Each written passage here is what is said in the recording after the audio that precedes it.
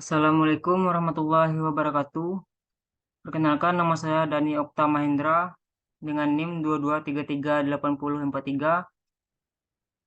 Pada kali ini saya akan membacakan PPT saya dengan judul Perpindahan Panas pada Kulkas.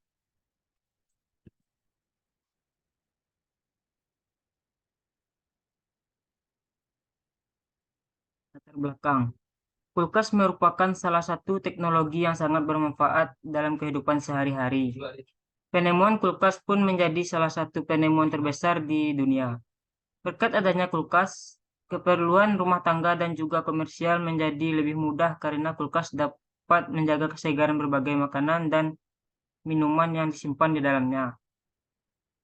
Selain itu, untuk kebutuhan rumah tangga, kulkas juga digunakan untuk melengkapi kebutuhan lainnya. Kulkas juga biasa ditemukan atau digunakan di sektor komersial dan juga farmasi. Lemari es atau kulkas dalam arti sempit diartikan sebagai alat pendingin bahan-bahan makanan, tapi dalam pendinginan tersebut tidak hanya langsung bisa mendinginkan suatu bahan-bahan makanan begitu saja, tapi melalui tahap-tahap atau proses yang panjang dan berlangsung kontinu atau secara berkelanjutan. Oleh karena itu, pentingnya untuk menganalisis atau memahami perpindahan panas yang terjadi di dalamnya. Berikut gambar-gambar komponen utama pada kulkas atau bagian-bagian yang terdapat pada kulkas. 1. Kompresor. Kompresor merupakan unit tenaga dalam sistem mesin pendingin. Kompresor berfungsi memompa bahan pendingin ke seluruh bagian kulkas. Kompresor akan memompa gas refrigeran di bawah tekanan dan panas yang tinggi pada sisi tekanan tinggi dari sistem dan menghisap gas bertekanan rendah pada sisi intake atau sisi tekanan rendah. Ada 3 kerja yang dilakukan oleh kompresor, yaitu A. Fungsi penghisap. Proses ini membuat cairan refrigeran dari evaporator dikondensasi dalam temperatur yang rendah ketika tekanan refrigeran dinaikkan. B. Fungsi penekanan. Proses ini membuat gas refrigeran dapat ditekan sehingga membuat temperatur dan tekanannya tinggi, lalu disalurkan ke kondensor dan dikabutkan pada temperatur yang tinggi. C. Fungsi pemompaan. Proses ini dapat dioperasikan secara kontinu dengan mensirkulasikan refrigeran berdasarkan hisapan dan kompresi. 2. Kondensor. Kondensor berfungsi sebagai alat penukaran kalor, menurunkan temperatur refrigeran dari bentuk gas menjadi cair. Kondensor di dalam sistem kulkas merupakan alat yang digunakan untuk merubah gas refrigeran bertekanan tinggi menjadi cairan. Alat tersebut melakukan cara ini dengan menghilangkan panas dari refrigeran ke temperatur atmosfer. Kondensor terdiri dari coil dan fanyang berfungsi mendinginkan refrigeran ketika udara tertiup di antaranya. Sejumlah kalor yang terdapat pada refrigeran dilepaskan ke udara bebas dengan bantuan kipas atau fan motor. Kondensor ditempatkan di depan radiator yang pendinginannya dijamin oleh kipas. Untuk refrigeran jenis R134A menggunakan kondensor jenis paralel flow untuk memperbaiki efek pendinginan udara. Dengan cara itu, maka efek pendinginan udara dapat diperbaiki sekitar 15% sampai 20%.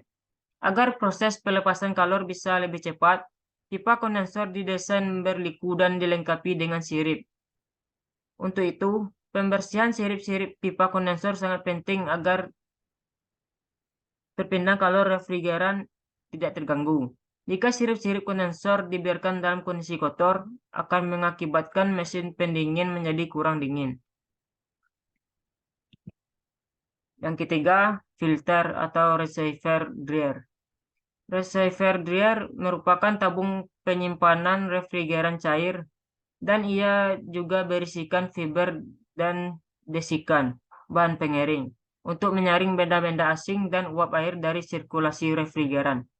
Filter atau receiver dryer mempunyai 3 fungsi, yaitu menyimpan refrigeran, menyaring benda-benda asing, dan uap air dengan desikan dan filter agar tidak bersirkulasi pada sistem mesin pendingin, dan memisahkan gelembung gas dengan cairan refrigeran sebelum dimasukkan ke katup expand. Receiver dryer menerima cairan refrigeran bertekanan tinggi dari kondensor dan disalurkan ke katup ekspansi atau katup ekspansi. Receiver dryer terdiri dari main body filter, desikan, pipe, dan set glass. Cairan refrigeran dialirkan ke dalam pipa untuk disalurkan ke katup ekspansi melalui outlet pipe yang ditempatkan pada bagian bawah main body setelah tersaringnya uap air dan benda asing oleh filter dan desikan. Yang keempat, ada evaporator. Adalah zat pendingin cair dari receiver dryer dan kondensor harus dirubah kembali menjadi gas dalam evaporator. Dengan demikian, evaporator harus menyerap panas. Agar penyerapan panas ini dapat berlangsung dengan sempurna, pipa-pipa evaporator juga diperluas permukaannya dengan memberi kisi-kisi atau elemen, dan kipas listrik blower supaya udara dingin juga dapat dihembus ke dalam ruangan. Rumah evaporator bagian bawah dibuat saluran atau pipa untuk keluarnya air yang mengumpul di sekitar evaporator akibat udara yang lembab. Air ini juga akan membersihkan kotoran-kotoran yang menempel pada kisi-kisi evaporator, karena kotoran itu akan turun bersama air. Evaporator dibuat dari bahan logam anti karat, yaitu tembaga dan aluminium. 5. Termostat. Jika suhu pengabutan refrigeran menurun di bawah 0 derajat Celcius, maka akan terbentuk pembekuan atau frost pada fan evaporator, dan hal ini menyebabkan menurunnya aliran udara serta kapasitas pendingin menurun. Untuk mencegah seperti pembekuan atau frosting ini, dan agar temperatur ruang dalam dapat disetel sesuai dengan suhu yang diinginkan, maka termostat dipasangkan. Alat ini berupa saklar yang terpasang pada evaporator case dengan pipa kapilernya terpasang dan terbungkus rapat pada pipa saluran masuk evaporator. Termostat dihubungkan ke magnetic cloth pada kompresor secara seri. Termostat akan melepaskan magnetic cloth ketika temperatur permukaan evaporator fan ada di bawah sekitar 1 derajat Celcius, dan akan menghubungkan magnetic cloth dengan kompresor ketika suhunya telah mencapai 4 derajat Celcius. Yang keenam, ada heater. Untuk menghancurkan salju yang ada di dalam mesin pendingin, hampir keseluruhan kulkas no frost dan sebagian kecil kulkas defrost dilengkapi dengan pemanas atau heater. Pemanas berfungsi mencairkan bunga es yang terdapat di evaporator. Selain itu, pemanas dapat mencegah terjadinya penimbunan bunga es pada bagian rak es dan rak penyimpanan buah di bawah rak es. 7. Fan motor. Fan motor atau kipas angin berguna untuk menghembuskan angin. Pada mesin pendingin kulkas ada 2 jenis fan. Yang pertama, fan motor evaporator berfungsi menghembuskan udara dingin dari evaporator ke seluruh bagian rak es, rak sayur, dan rak buah. Yang kedua, fan motor kondensor. Kipas angin ini diletakkan pada bagian bawah kulkas yang memiliki kondensor yang berukuran kecil dan berfungsi mengisap atau mendorong udara melalui kondensor dan kompresor. Selain itu, berfungsi mendinginkan kompresor.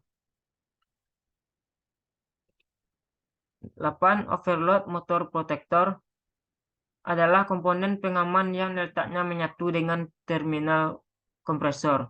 Cara kerjanya serupa dengan sakering yang dapat menyambung dan memutus arus listrik. Alat ini dapat melindungi komponen kelistrikan dari kerusakan akibat arus yang dihasilkan kompresor melebihi arus acuan normal. Yang kesembilan, ada bahan pendingin atau refrigeran.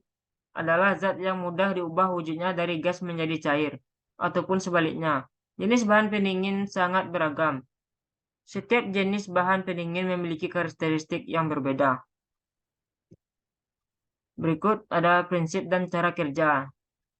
Dalam rangkaian atau siklus tertutup, gas CFC or non-CFC dimanfaatkan dengan bantuan kompresor berubah menjadi cair lalu dialirkan ke expansion valve atau pipa kapiler. Terjadi perubahan dari cair ke gas kembali dihisap oleh kompresor. Begitu seterusnya. Karena dikompres, maka timbul panas. Untuk mengurangi agar tidak terlalu panas, maka dibuatlah pipa-pipa sebagai kondensor. Yang pada kulkas kuno biasanya diletakkan di bagian belakang dan dicat hitam. Namun pada perkembangan selanjutnya, pipa kondensor tersebut disembunyikan pada dinding bagian dalam kiri atau kanan kulkas. Kalau Anda pegang bodi kulkas akan terasa hangat. Pada saat perubahan dari cair ke gas itulah timbul efek dingin pada evaporator. Sisa dari gas dingin setelah evaporator kembali ke kompresor dimanfaatkan sebagai pendingin kompresor. Hukum termodinamika pertama menyatakan tentang kekekalan energi, di mana energi kalor tidak dapat diciptakan atau dimusnahkan, tetapi hanya berubah wujudnya dari satu bentuk energi menjadi bentuk energi lainnya. Misalnya, energi kinetik berubah menjadi energi panas, energi listrik menjadi energi panas, dan seterusnya. Sementara untuk kaitannya dengan kulkas, merupakan salah satu aplikasi konversi energi listrik dikonversi menjadi energi mekanik pada motor listrik. Ini menyebabkan motor listrik bekerja pada pompa yang bekerja sehingga tekanan menjadi rendah. Akibatnya temperatur menjadi dingin. Ini merubah energi mekanik menjadi energi panas. Jika gas pada silinder ditekan, maka suhu akan meningkat.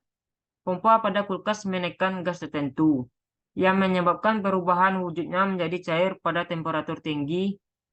Cairan ini disimpan pada satu tabung yang disebut kondensor. Pada hampir sebagian kulkas, ada kipas yang bekerja pada kondensor untuk menjaga kondensor ini tetap dingin. Jika gas pada silinder ditarik atau lawannya ditekan, maka temperatur gas akan menjadi dingin. Cairan tersebut akan masuk melalui suatu alat ke dalam evaporator di dalam kulkas sehingga menjadi gas lagi. Gas inilah yang akan menyerap panas dan mendinginkan isi dalam kulkas.